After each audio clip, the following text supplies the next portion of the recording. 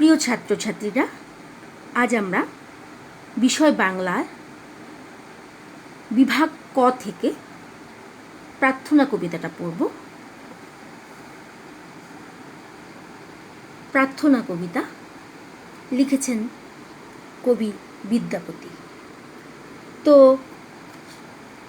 যিনি স্রষ্টা এই কবিতার, কবি বিদ্যাপতি, তার সম্পর্কে আমরা আগে কিছু জেনে নেব।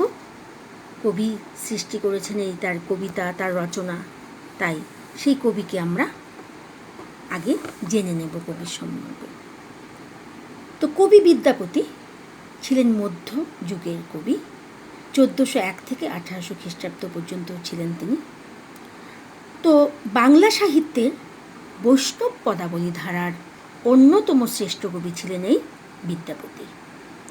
তিনি তখনকার বিদগ্ধ ব্রাহ্মণ বংশের সন্তান ছিলেন। তার পিতা ছিলেন গণপতি ঠাকুর।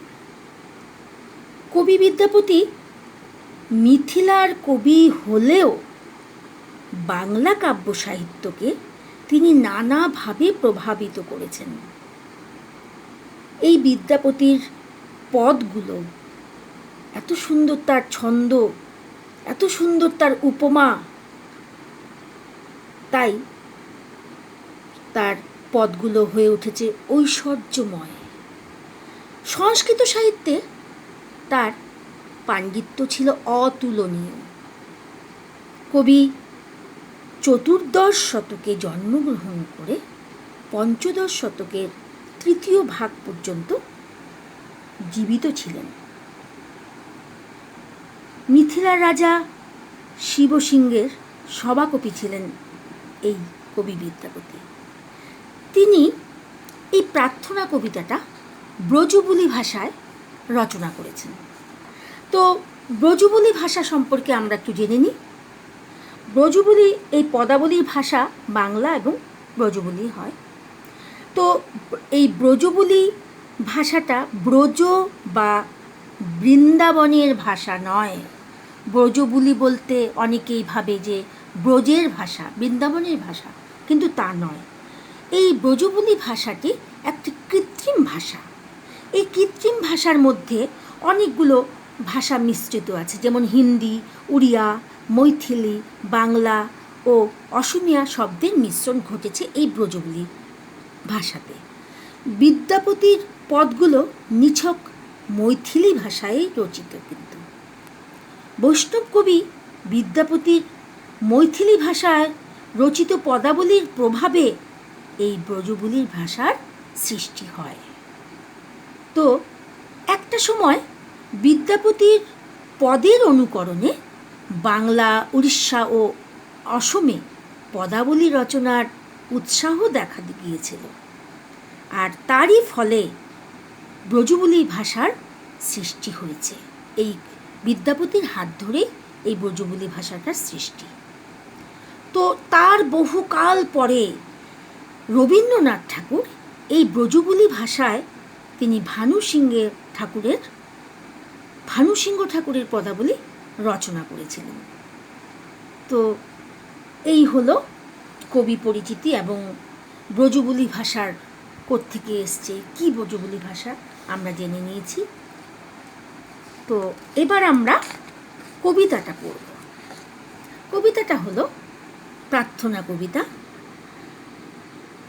তাতল সৈকত বাড়ি বিন্দু সমা সুতমিত রমণী সমাজে তোহে বিসরি মনা তাহে সমর্পিलु अब मझू हब कौन काजे माधव हम परिणाम निराशा तुहु जगतारन दीन दयामय अतए तुहारी विश्वासा आध जन्म हम नींद गुंगाइलु जरा शिशु कत दिन गेला निधु बने रमणी रसरंग मातलु तोहे भोजब कौन बेला कत चतुरानन मरी मरी जावत ना तुआ आदि अवसाना तोहे जनमी पुनः तोहे समावत सगर लहरी समाना भनय विद्यापति शेष समन भय तुआ बिनु गति नाही आरा,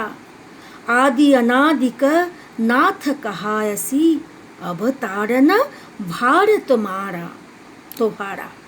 এই ছিল আমাদের প্রার্থনা কবিতা ব্রজবুলি ভাষায় এই কবিতাটি রচিত হয়েছে। তো এই কবিতার যে সারমর্ম, কবি কি বলতে চেয়েছেন? কবি বলতে চেয়েছেন তাতল সৈকত বাড়ি বিন্দু সমা সুতমিত রমণী সমাজে।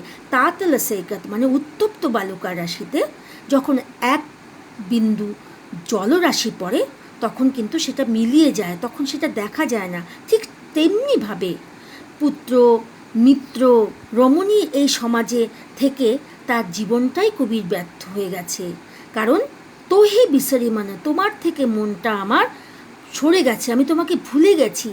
আর আমি কি করেছি? তাহে সমর পেলু, সেই মায়াময় সংসারে আমি আবিষ্ট হয়ে গেছিলাম, আমি ডুবে গেছিলাম, আমার নিজেকে আমি সমর্পণ করে দিয়েছিলাম সেই সংসারে।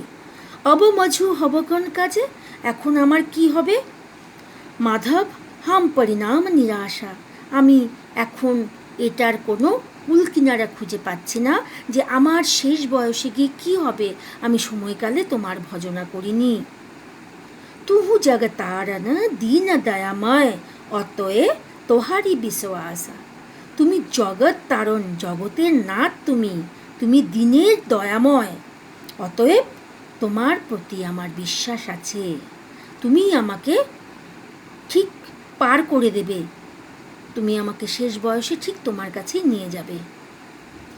আধ জনম হাম নিন্দ গঙ্গা এলু, জরা শিশু কতদিন গেলা। বলছে অর্ধেক জন্ম তো আমি, অর্ধেকটা সময়ে সংসারে আমি ঘুমিয়েই কাটিয়ে দিয়েছি। তারপরে গেছে বার্ধক্য, তারপরে গেছে শৈশব, তারপরে কত দিন চলে গেল। তারপরে কি করলাম?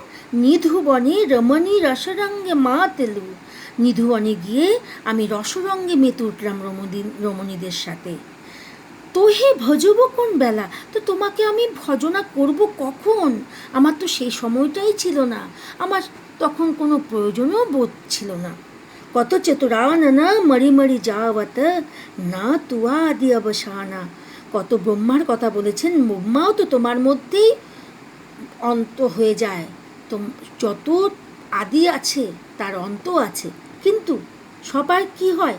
তোহে জনমে পূর্ণ, তোমার থেকে জন্ম হয়, তোহে সমাওত, তোমার মধ্যেই আবার ডুবে যায়।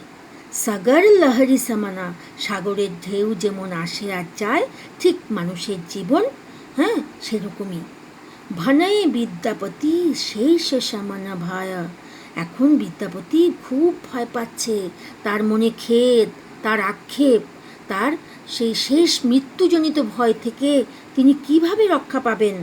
তাই তিনি বলছেন তুয়া বিনু গতি নাহি আরা, তুমি ছাড়া আমার কোনো আর গতি নেই।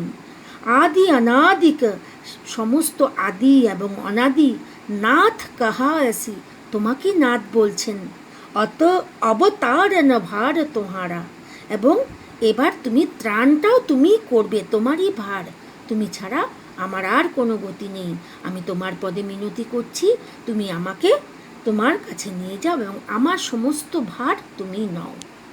এই ছিল প্রার্থনা কবিতার সারমর্ম। তো ছাত্রছাত্রীরা, তোমরা নিশ্চয়ই বুঝতে পেরেছ।